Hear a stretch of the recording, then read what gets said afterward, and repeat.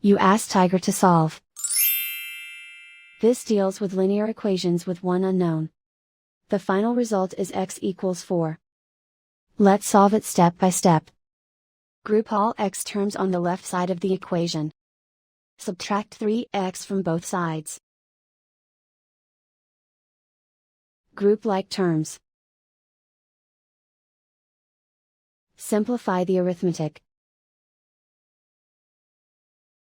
Group like terms. Simplify the arithmetic.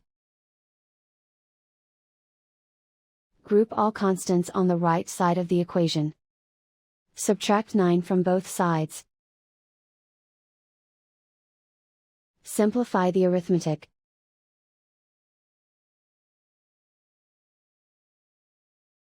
Convert the x into a positive number. Multiply both sides by -1.